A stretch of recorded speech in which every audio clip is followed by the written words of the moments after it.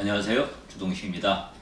오늘은 정치 리더십이 없는 나라 이런 주제로 좀 말씀을 드리고자 합니다. 이해찬 의원이 더불어민주당의 새로운 당대표로 선출됐습니다. 예상했던 결과라고 볼 수 있습니다. 그 전에 민주평화당이죠. 민평당이라고 하는 민평당 당대표로는 정동영 의원이 선출됐습니다. 역시 예상대로라고 그런 이야기를 합니다. 현재 진행 중인 바른미래당 당대표 선거에서도 손학규 씨를 둘러싼 안심, 즉 안철수 씨와 그 측근들의 지지 놓고 논란이 좀 벌어지고 있습니다. 자유한국당의 경우에는 이제 김병준 비대위원장 체제이기 때문에 아직 평가는 이릅니다만은 역시 새로운 인물들은 잘 보이지 않는 것은 좀 공통적인 현상 같습니다. 언론과 정치권에서는 이를 이제 올드보이들의 귀환 이런 식으로 좀 표현을 하고 있습니다. 올드보이라는 단어가 이제 나이가 많다, 좀 연세가 많다, 이런 그런 의미로만 이제 통용되는 건 아닌 것 같습니다. 낡았다, 좀 흘러간 물이다, 그런 의미가 좀 더 강한 것 같습니다. 흘러간 물로는 물레방아를 돌릴 수 없다, 그런 속담도 있지 않습니까? 한마디로 말해서 지금 올드보이의 귀환이라는 이야기는 우리나라 정치권이 현재 대한민국 정치가 부딪히고 있는 현실, 대한민국의 정치가 제기하고 있는 과제를 해결하기 어려운 그런 분들이 정치권의 어떤 당대표가 되고, 지금 그런 현상이라는 지금 그걸 좀 올드보이들의 귀환 이런 말로 좀 나타내고 있는 것 같습니다. 이것은 결국 어떤 정치 리더십의 문제라고 말할 수가 있습니다. 전당대회, 즉 당대표 선거는 한마디로 정치 리더십을 선출하는 절차입니다. 그런데 그렇게 해서 뽑힌 정치 리더십을 표현하는 단어가 올드보이라는 것. 그것도 한두 정당만의 현상이라면 모르겠는데 대한민국 주요 정당 모두가 당대표, 당 리더십이 올드보이라. 이건 좀 문제가 있는 것 아닌가. 오늘 이제 그런 문제에 대해서 한번 좀 따져보고자 하는 겁니다. 대한민국의 정치가 바뀌어야 한다는 이야기는 이런 지적과 주장, 요구는 하루 이틀 된 이야기가 아닙니다. 세대 교체 이야기도 때만 되면 계속 흘러나옵니다. 청년들이 없다. 지금 40대가 제일 젊은 청년 세대라는 그것도 숫자가 극히 드물고 그런 이야기도 많이 나오고 있죠. 그런데도 현실은 전혀 바뀌는 게 없습니다. 오히려 모든 정당이 낡은 인물, 낡은 리더십을 전면에 내세우는 그런 현상이 나타나고 있다는 것. 이것은 대한민국의 정당들이 예외 없이 리더십의 위기에 빠져 있다는 그런 사실을 보여줍니다. 한두 정당만의 문제가 아니고 대한민국 정치 자체에 내재된 구조적인 문제라고 봐야 할 것 같습니다. 87년 체제가 등장한 이후에 국회의원들의 교체율이 무려 49%에 이른다고 합니다. 공천을 통한 교체건, 그러니까 공천에 의해서 탈락을 했건 또는 선거를 통해서 유권자들의 심판을 받았건, 결과적으로 이 선거에서 승리에 금배지를 단 국회의원들이 그 가운데 절반가량은 다음번 국회에서 모습이 사라진다는 그런 이야기입니다. 이거 굉장히 세계적으로 유례가 없는 비정상적일 정도로 높은 교체율이라고 합니다. 이렇게 많이 국회의원들이 교체되는 게, 바뀌는 게 정상적인가? 그게 아니라는 거죠. 하여튼 좀 이상한 이야기입니다. 국회의원을 이렇게 자주 갈아치우는데 정작 새로운 정치 리더십은 나타나지 않고 올드보이들이 전면에 나서는 이 현상을 어떻게 설명해야 한다고 이해해야 하는가? 한국 정치의 미스터리라고 봐야 하는 것 아닌가? 그런 생각을 좀 해보게 됩니다. 이런 점에서 과거에는 어땠는가 한번 좀 따져볼 필요가 있는 것 같아요. 가령 이제 대한민국 정치에서 가장 대중적인 영향력과 인지도 그리고 리더십을 갖고 있었던 분들이라면 아무래도 양김씨, 김영삼, 김대중, 양김씨나 그리고 또 노무현 이런 분들이라고 할 수 있을 것 같습니다. 이제 이런 분들의 리더십은 그러면 어떻게 해서 만들어졌는가? 그것에서부터 한번 좀 추적해서 이야기를 따져볼 필요가 있지 않겠나. 김영삼과 김대중이 처음으로 정면 대결한 것이 1970년 9월 29일 신민당 전당대회입니다. 여기서 김대중은 1차 투표에서는 이제 과반수를 못 얻고 2차 투표에서 458표를 얻어서 51.8%의 과반 투표로 410표에 그친 김영삼을 누르고 제1야당의 대통령 후보가 되었습니다. 득표수를 보시면 아시겠지만 일반 당원 투표가 아닌 대의원 투표였습니다. 원래 전당대회라는 말 자체가 전국 대의원 대회라는 말 줄임말이죠. 그리고 40대 기술원으로 대표되는 당시 대한민국의 정치 현실에 대한 진단과 대안을 놓고 대결한 그런 경선이었습니다. 이듬해 4월 27일, 1971년 4월 27일에 치러진 7대 대통령 선거는 대한민국 정치 역사상 가장 치열한 정책 선거였다는 그런 평가를 받고 있습니다.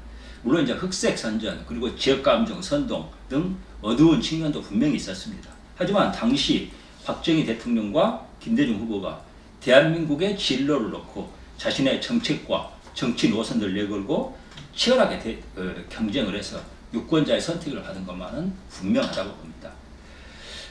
대표성을 가진 당원을 상대로 한 유세와 경선, 그리고 국가와 정치에 대한 비전의 제시, 이게 소위 말해서 이제 과거에 우리나라 이제 7대 대통령 선거 후보를 선출하는 핵심 요소였다. 저는 그렇게 봅니다.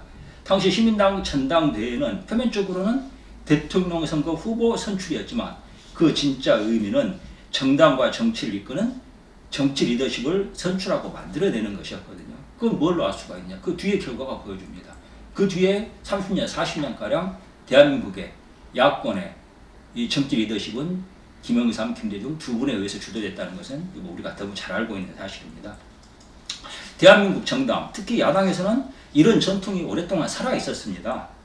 그런 리더십을 대표하는 인물이 양김씨였고 또 그들의 후계자라고 할 수 있는 노무현이었습니다. 그런데 역설적으로 이런 정치 리더십 창출 프로세스, 그러니까 정당의 당원들이 투표하고 그 정책과 정치 노선을 가지고 당원들의 선택을 받는 이런 리더십 창출 프로세스를 또 무너뜨린 것도 사실은 양김씨라고 할 수가 있습니다. 김대중과 김영삼은 자신들의 정치 리더십을 정치적 권위로 활용해가지고 후계 리더십의 창출에 개입을 했습니다. 김대중이 이른바 젊은 피 수혈이라고 그랬죠. 이렇게 한다면서 386 학생운동권들을 대거 당에 끌어들이고 공천을 주기 시작한 것이 대표적인 사례라고 할 수 있을 것 같습니다. 제왕적 총재란 말이 있었죠. 워낙 권위적이고 그만큼 영향력이 있으니까 이런 제왕적 총재라고 불리는 김대중 씨가 여기 공천에 개입하기 시작하면 김영삼도 마찬가지입니다. 경선 원칙도 당원 투표 원칙도 다 사라지게 됩니다. 형식적으로는 하지만 게다가 이제 87년 체제에서 여론 정치가 강조되면서 여론조사가 정당의 공천에 굉장히 커다란 영향력을 행사하게 됐습니다. 이런 현상은 이제 시대의 변화에 따른 반영이라고 하지만 한국의 정당 정치에서 대표성과 절차성에 실종되는 그런 심각한 후유증을 낳았습니다. 1970년 시민당 전당대회는 상대적으로 소수인 대의원들이 투표에 참가했지만 엄연히 당원들의 대표성을 반영하고 있었습니다. 누군가 그냥 하늘에서 내려 꽂은 게 아니라 당원들에 의해서 선출된 대의원들이었다는 겁니다. 그리고 그 구체적인 투표 상황이 한 표 단위까지 구체적으로 기록되어서 지금까지 전해지고 있습니다. 근데 지금 정당들의 경우는 어떻습니까? 최근 치러진 더불어민주당 전당대회의 경우 대의원 투표 45%, 권리당원 투표 40%, 여론조사를 5% 반영합니다. 왜 이렇게 복잡한가요? 이 절차가 굉장히 다중 기준에 의해서 지금 투표가 이루어지고 있다는 얘기거든요. 그리고 그 결과도 몇 표 단위가 아니라 득표율로 발표를 합니다. 이게 투명한 절차이고 정상적인 결과라고 우리가 말할 수 있겠는가? 물론 이제 그 결과가 왜곡됐을 거라고 보지는 않습니다. 어떤 방식으로 당대표 선거를 했더라도 노골적인 왜곡과 사기가 개입되지 않는 한 그 결과는 마찬가지였을 거라고 봅니다. 하지만 여기서 중요한 것은 그 기계적인 결과가 아니라 어떤 절차를 거쳐서 그런 결과가 나왔느냐 하는 게 몇십 배, 몇백 배 중요한 문제라고 저는 판단을 합니다. 대한민국 정치와 정당에는 사실상 토론이 없습니다. 이 토론이 없는 정치예요. 물론 형식적인 토론은 있습니다. 전당대회에서도 토론이 이루어지고 정당의 일상적인 업무에서도 토론은 존재합니다. 하지만 그 토론은 엄밀히 말해서 토론이라고 보기가 어렵습니다. 정치와 정당의 토론은 상호 대립하는 주장과 노선이 대립 충돌해야 됩니다. 그리고 그 승부가 투명하고 공정한 절차에 의해서 승부가 나야 되는 것이 이게 토론이에요. 그게 정치에서의 토론의 역할입니다. 대한민국 정당에서 사실상 토론이 없는 것은 의사결정의 구조와 절차가 투명하지 않기 때문입니다. 아무리 좋은 정책과 노선을 제기해도 그걸 판단하고 선택해주는 주체와 그 절차, 프로세스가 없으면 말짱 도루묵입니다. 그럼 우리 냉정하게 사실 적나라한 이야기 해보죠. 아무리 훌륭한 정치 신인, 정치를 하려고 하는 분이 자기의 어떤 정책과 노선을 구해내려고 해도 평소에 당의 실력자들 열심히 찾아다니고 교분을 쌓고 흔히 말해서 손바닥을 비비고 이러지 하지 않으면 자기의 정책과 노선을 펼칠 기회 자체가 주어지지 않습니다. 지금도 이제 더불어민주당 바른미래당 같은 경우에는 안시민이 유시민이 하는 말에 통용되고 있거든요. 회전문 인사란 말도 노골적으로 통용이 됩니다. 이런 상황이 이제 문제를 잘 보여주고 있다고 봅니다. 당의 정책과 노선을 누가 어떻게 결정했는지가 좀 분명해져야 됩니다.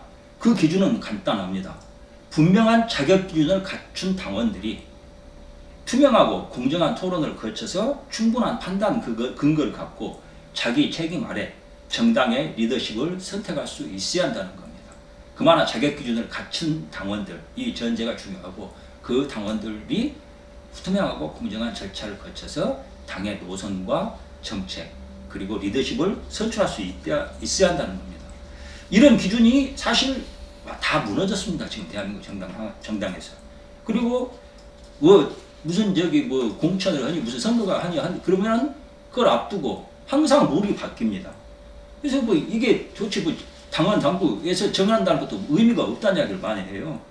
이렇게 애매모호한 절차에 의해서 정당 리더십을 선출하다 보니까 정당에서 토론이라는 게 무의미해지고 토론할 필요가 없는 겁니다. 그냥 형식적인 토론만 남는 거예요. 토론이 사라지면은 정치 리더십이라는 게 결코 만들어질 수 없습니다. 정치는 다른 말로 표현하면 사실 전쟁을 대신한 것이라고 봐야 됩니다. 직접 총과 칼, 무기랑 물리적 폭력을 사용해서 승부를 내면은 그런 전쟁의 피해가 너무 심각하기 때문에 그 역할을 정치가 대신하는 것이라고 봐야 됩니다. 그런 점에서 그러면 정치는 승부를 보는 건데 그 무기가 총과 칼, 폭력이 아니라 바로 말입니다. 말. 물리적 폭력 대신에 승부를 보는 것이 바로 말이기 때문입니다. 말은 그럼 뭐냐? 바로 메시지입니다. 그리고 그 메시지가 어떤 게 옳고 어떤 게 틀리고 어떤 게 더 우월한가 하는 것을 가리는 게 토론이거든요. 그 토론의 내용과 설득력에 의해서 정치 리더십이 만들어집니다. 그래서 토론이 없는 정당과 정치에서는 리더십이 결코 만들어질 수가 없습니다. 지금 한국 정치에서 리더십이 없다는 게 바로 이걸 결정적으로 보여주는 현상입니다. 한국 정치에서 토론이 살아나려면 먼저 당원이 정상화돼야 됩니다. 당비 낼 거 내고 교육 이수 등 당원의 자격 기준이 분명해져야 됩니다. 이중 당적, 삼중 당적도 많다고 그러는데 그거 전부 정리해야 됩니다. 그리고 이들 정상적인 당원, 자격을 갖춘 당원에게 공천과 지역위원장 선임 등 당의 핵심 의사결정권이 주어져야 합니다. 공천심사위원회니 조직강화 특위니 이런 말이 우리나라 정당에서는 너무 당연하게 통용되고 그 절차가 활용하고 그러는 게 말이 안 되는 이야기입니다. 지금 이런 말도 안 되는 기구들 다 없애야 됩니다. 그런 밀실형, 그 핵심은 결국 밀실에서 의사결정을 한다는 거거든요. 공천심사위원회, 조직강화 특위, 그리고 뭡니까? 몇 명, 그것도 외부에서 몇 명 좀 이름 좀 알려진 사람들, 그 사람들이 일종의 그 이를테면 수주받는 사람들이거든요. 돈 받고 일해주는 사람이랑 마찬가지인 건데 그런 사람들을 동원해가지고 밀실에서 의사결정을 합니다. 그런 구조에서는 100% 당원보다 소수 유력자의 의견이 더 결정적으로 반영되게 되어 있습니다. 우리나라 정당에서 선거 때마다 공천 파문이 일어나고 난리 법석이 벌어지는 게 바로 그 문제입니다. 그리고 여론조사 도대체 누가 어떤 사람들이 그 의사결정에 참여하는지 절차도 불분명하고 지금도 굉장히 시끄럽습니다. 결국 그 절차의 투명성, 공정성이 인정되지 않고 이 대표성도 없고 한마디로 엉망이라는 거거든요. 지금 한국 정당에서는 정당도에서도 뭔가 유통이 됩니다. 뭐가 유통이 되느냐? 정치적 가치나 컨텐츠가 유통이 되는 게 아니라 정치적 이권이 유통되고 거래되고 있습니다. 정상적인 정치 리더십 창출 프로세스, 정치 생태계가 무너져서 나타나는 그런 현상이라고 봅니다. 이게 얼마나 심각한 결과로 이어지는지 우리가 좀 고민을 해야 됩니다. 이 문제는 단순히 몇몇 정당의 문제로 내부 문제로 그치질 않습니다. 솔직히 말해서 뭐 더불어민주당이니 자유한국당이니 바른미래당이니 이런 정당들 이름만 그때그때 바뀌고 수다하게 나타났다 없어지는 정당들 망하면 어떻고 흥하면 어떻습니까? 아무 상관없습니다. 중요한 것은 이런 정당들이 한국 정치에 그 역할을 대신하고 있고 그 기능을 해야 한다는 거거든요. 정당은 왜 존재하는가? 같은 국민들 내부에서도 서로 다른 정치적 노선과 가치관들이 존재한다는 전제가 있기 때문에 정당이 존재합니다. 국민들이 정책 생각이 노선이나 생각이 똑같다면 정당이 다를 필요가 없죠. 하지만 그게 다르기 때문에 서로 다른 정치적 노선과 가치관들끼리 치열하고 공정하게 그리고 투명하게 경쟁해서 유권자들의 선택을 받아라 하는 게 이제 정당 정치의 존재 이유입니다. 공직선거 등에서 정당들이 투명하고 공정하게 경쟁해야 유권자들이 국가의 미래를 위해서 가장 바람직한 정치 노선과 가치관, 정책들을 선택할 수가 있습니다. 그런데 정작 정당 내부의 의사결정 구조가 개판이고 투명하지 않고 막장이면 사실상 공직선거에서 우리 유권자들은 선택할 대안이 없게 됩니다. 투명성과 공정성이 빈 껍데기나 마찬가지가 됩니다. 이 문제가 해결되지 못하기 때문에 아무리 국회의원을 갈아치우고 무려 절반씩 갈아치워도 이 새로운 정치 리더십이 나오지 못하고 올드보이들이 정당의 간판으로 다시 나오게 되는 겁니다. 정치와 정당 내부에서 리더십을 만들어내지 못하니까 정치권 밖에서 출세했다는 것이 우리나라 정치의 리더십을 대신하게 됩니다. 이거 정말 웃기는 현상이거든요. 정치권 밖에서 성공하면 이게 정치를 잘한다는 검증을 대신하는 겁니다. 말이 됩니까? 좀 쉽다. 단적으로 말하면은 서울대학교에서 1등 했으니까 프로야구에서 선수로도 1등, 왜? MVP 잘할 수 있다는 이야기가 똑같은 거 아닙니까? 문재인이나 홍준표, 김병준, 안철수 모두 예외가 아닙니다. 대통령 비서였다, 인권 변호사였다, 모래시계 검사였다, 정치권에 알려진 대학 교수다, 그리고 성공한 벤처 사업가다. 이게 정치 리더십을 대신할 수 있습니까? 말이 안 되는 이야기잖아요. 기가 막힌 가치 전도 현상입니다. 정치 리더십은 바로 정치적 대안과 노선, 즉 정치적 컨텐츠를 가지고 그것을 정치적으로 실천하는 과정 통해서 대중적으로 검증받는 겁니다. 그렇게 만들어지는 게 정치 리더십입니다. 그래서 정치 리더십은 실은 정치 컨텐츠가 인격화한 것이라고 봐야 됩니다. 우리가 김대중 보면은 저 사람이 어떤 정치적 컨텐츠를 가지고 어떤 정치적 가치를 대변하는가 하는 게 직관적으로 받아들여지잖아요. 정치 리더십은 바로 그런 거예요. 우리나라는 민주주의 전통도 토론의 전통도 매우 약한 나라입니다. 이 문제는 정치뿐만이 아니라 사회 전반의 고질적인 문제입니다. 사회 각 분야의 이슈와 대안이 총체적으로 집결하는 정치 분야에서부터 이 문제 해결해 나가야 한다고 봅니다. 정치 리더십이 없으면 국가의 미래를 위한 대안이 나오지 않습니다. 그걸 만들어내는 게 정치 리더십이기 때문에요. 지금 대한민국은 국가적 좌표와 진로를 놓고 과학적이고 합리적인 대안이 나와야 됩니다. 그 대안을 만들고 제시하는 것이 정치 리더십입니다. 그 정치 리더십을 창출하는 프로세스가 무너져 있으면 당연하게 대안도 나오지 못합니다. 이것은 말씀드린 것처럼 단순히 한 정당의 문제로 그치지 않습니다. 국가의 명운이 걸린 문제라는 점에서 집중적인 고민과 논의, 대안 모색이 시급하게 시작되어야 한다고 봅니다. 들어주셔서 감사합니다.